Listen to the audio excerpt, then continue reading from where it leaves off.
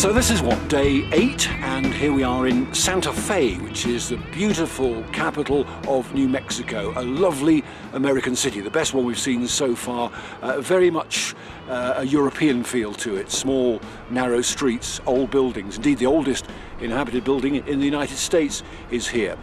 The journey here has been fantastic, really good riding, quite interesting and not altogether what was expected. It's a big country, that's stating the obvious, I know, but you do need to do fairly substantial mileages if you're going to complete the Route 66 within the 2 weeks framework that we've set ourselves. So that means up to 300, sometimes more than 300 miles a day, and we're discovering that the daily average is only about 35 miles an hour because you have to factor in there stops. There's lots to see along the way, stops for food, stops for coffee, stops for fuel. So there you go, we've got about another 1,200 miles or so to go. Next stop is Gallup, New Mexico. Here we go. It's 8:18 and this is WBEZ. Just ahead on the program, we're going to talk with Deputy Attorney General Sal.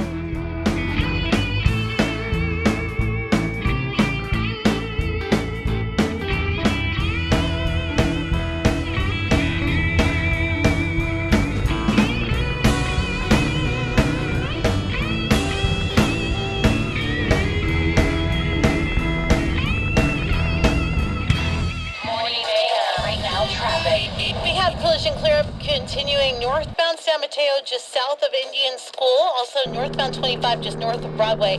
That is the rollover. I'm Kiki Garcia with KOBFM. Right now, traffic. New Balance Albuquerque. Shoes that fit better and perform better at New Balance with actual measurement.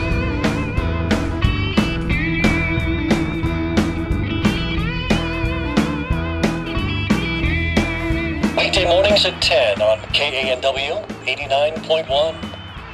It's like something out of Mad Max.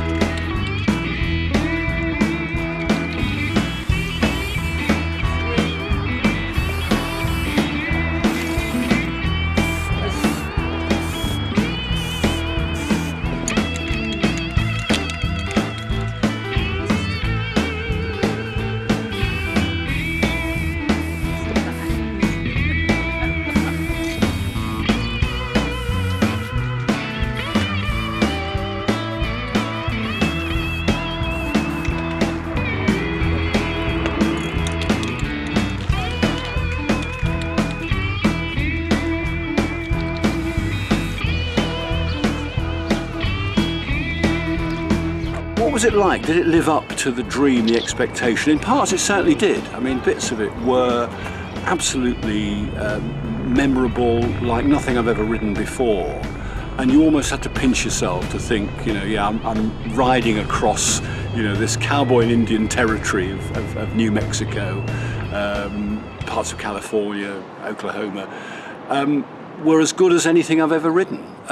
But balanced against that, you know, there were bits of it that were frankly dull and monotonous. I hadn't appreciated that much of Route 66, the present Route 66, simply follows the path of the interstate, and for a lot of the time you're just alongside the interstate.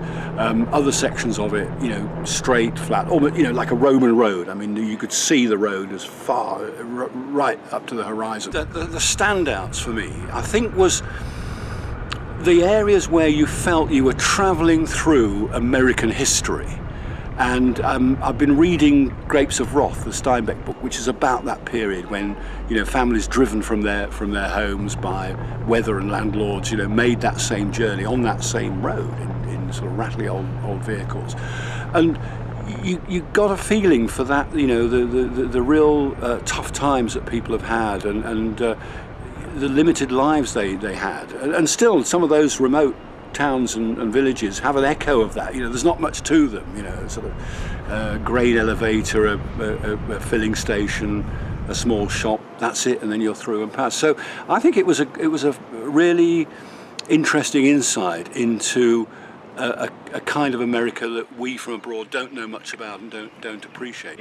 Tickets are on sale now for a night benefiting kids and Music Meets Medicine. Head to kidnation.com/concert for more details. It's the Kid Craddock Morning Show.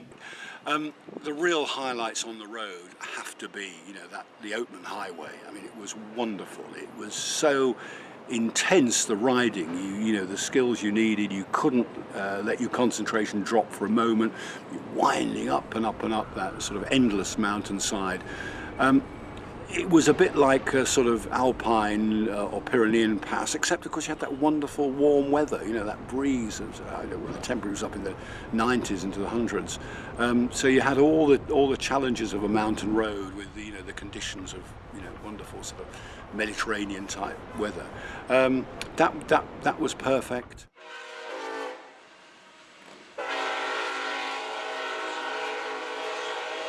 Riding alongside the trains, those long trains, and you get the engineer to give you a blast. That's something that'll stay with me forever. So yeah, it was. I've lived the dream, and it didn't disappoint.